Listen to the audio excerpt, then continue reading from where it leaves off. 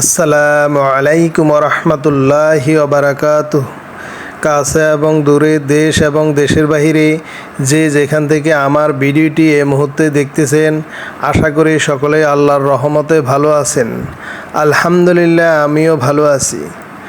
আমি এখন আপনাদের সঙ্গে শেয়ার করব তাফসীরে মারিফুল কোরআন ৮ম খণ্ড থেকে সূরা লাহাব পর্ব ১। সূরা লাহাব মক্কায় অবতীর্ণ, আয়াত সংখ্যা ৫। বিসমিল্লাহির রহমানির রহিম। পরম করুণাময় ও অসীম দয়ালু আল্লাহর নামে শুরু। তাব্বাত ইয়াদা আবি লাহাবি ওয়া তাব্বা।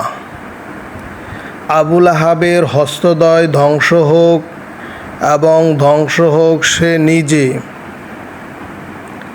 মা আগনা আনহু মালুহু ওয়া মা কাসাবে। কোনো কাজে আসেনি তার ধন সম্পদ ও যা সে উপার্জন করেছে। সায়াসলা নারং যাতা লাহাবি ওয়া ইমরাতুহু হাম্মালাতাল হাতাব। সত্তরেই সে প্রবেশ করবে লেলিহান অগ্নিতে এবং তার স্ত্রীও যে ইন্ধন বহন করে।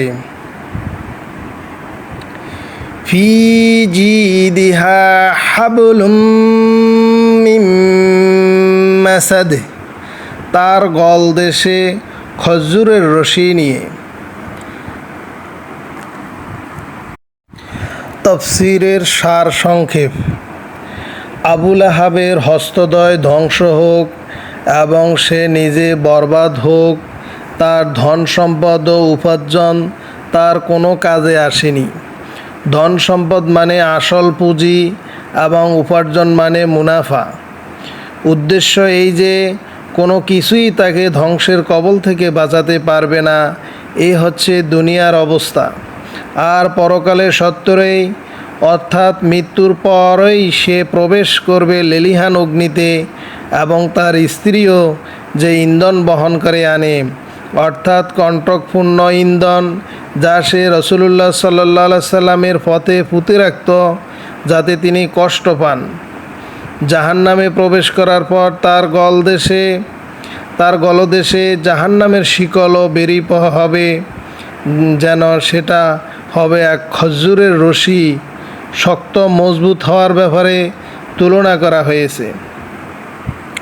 আনুষঙ্গিক জ্ঞাতব্য বিষয়। আবু লাহাবের আসল নাম ছিল আব্দুল উজ্জা। সে ছিল আব্দুল মুত্তালিবের অন্যতম সন্তান। ঘোরবর্ণের কারণে তার নাম ডাকা হয়ে যায় আবু লাহাব। কোরআন পাক তার আসল নাম বর্জন করেছে, কারণ সেটা মুশরিক সুলভ।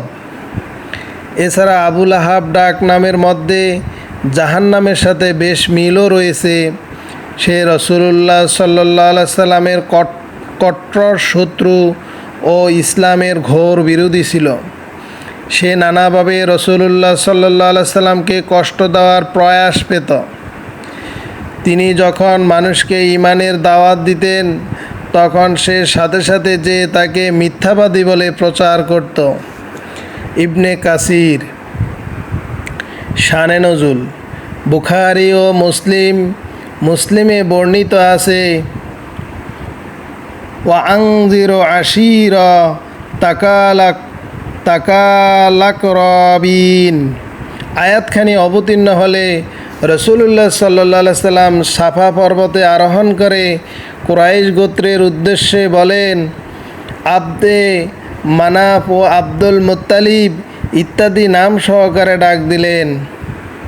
এভাবে ডাক দেওয়া তখন আরবে বিপদাশঙ্কার লক্ষণরূপে বিবেচিত হতো।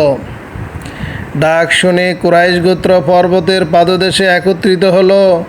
রাসূলুল্লাহ সাল্লাল্লাহু আলাইহি সাল্লাম বললেন, যদি আমি বলি যে একটি শত্রুদল ক্রমশই এগিয়ে আসছে এবং সকাল বিকাল যে কোনো সময় তোমাদের উপর ঝাঁপিয়ে পড়বে। তবে তোমরা আমার কথা বিশ্বাস করবে কি? সবাই এক বাক্যে বলে উঠল, হ্যাঁ, অবশ্যই বিশ্বাস করব। অতঃপর তিনি বললেন, আমি শিরক ও কুফুরের কারণে আল্লাহর পক্ষ থেকে নির্ধারিত এক ভীষণ আযাব সম্পর্কে তোমাদেরকে সতর্ক করছি। একথা শুনে আবুল আহাব বলল, ধ্বংস হও তুমি, এজন্যই কি আমাদেরকে একত্র করেছ? অতঃপর রাসূলুল্লাহ সাল্লাল্লাহু আলাইহি সাল্লামকে পাথর মারতে উদ্যত হলো। এই ঘটনার পরিপ্রেক্ষিতে সূরা লাহাব অবতীর্ণ হয়। তাব্বাত ইয়াদা আবি লাহাবি ওয়া তাব্ব শব্দের আসল অর্থ হাত। মানুষের সব কাজে হাতের প্রভাবই বেশি। কোনো ব্যক্তির সত্তাকে হাত বলেই ব্যক্ত করে দেওয়া হয়। যেমন কোরআনে বিমা কদ্দামাতে ইয়াদায়া বলা হয়েছে। হজরত ইবনে আব্বাস রাদিয়াল্লাহু তাআলা আনহু বর্ণনা করেন, আবুল আহাব একদিন বলতে লাগলো, মোহাম্মদ বলে যে মৃত্যুর পর অমুক অমুক কাজ হবে। এরপর সে তার হাতের দিকে ইশারা করে বলল, এই হাত সেগুলোর মধ্য থেকে একটিও আসেনি। অতঃপর সে তার হাতকে লক্ষ্য করে বলল, তোমরা ধ্বংস হও। মোহাম্মদ যেসব বিষয় সংগঠিত হওয়ার কথা বলে, আমি সেগুলোর মধ্যে একটিও তোমাদের মধ্যে দেখি না। এই ঘটনার পরিপ্রেক্ষিতে কোরআন আবুল আহাবের হস্তদ্বয় ধ্বংস হোক বলা হয়েছে। আয়াতে বদদোয়ার অর্থে তাব্বাত বলা হয়েছে, অর্থাৎ আবুল আহাব ধ্বংস হোক। দ্বিতীয় বাক্যে অতাব এ বদদোয়া কবুল হওয়ার খবর দেওয়া হয়েছে যে আবুল আহাব ধ্বংস হয়ে গেছে। মুসলমানদের ক্রোধ দমনের উদ্দেশ্যে বদদোয়ার বাক্য ব্যবহার করা হয়েছে। কারণ আবুল আহাব যখন রাসূলুল্লাহ সাল্লাল্লাহু আলাইহি সাল্লামকে তাব বলেছিল, তখন মুসলমানদের আন্তরিক ইচ্ছা ছিল যে তারা তাদের জন্য বদদোয়া করবে। আল্লাহ তাআলা যেন তাদের মনের কথা নিজেই বলে দিলেন, সাথে সাথে এই খবরও দিয়ে দিলেন যে এ বদদোয়ার ফলে সে ধ্বংস হয়ে গেছে। আবুল আহাবের ধ্বংসপ্রাপ্তির এই পূর্ব সংবাদের প্রভাবে বদর যুদ্ধের 7 দিন পর তার গলায় প্লেগের ফোড়া দেখা দেয়। সংক্রমণের ভয়ে পরিবারের লোকেরা তাকে বিজন জায়গায় ছেড়ে আসে। শেষ পর্যন্ত এই অসহায় অবস্থায় তার মৃত্যু ঘটে। 3 দিন পর্যন্ত তার মৃতদেহ কেউ স্পর্শ করেনি।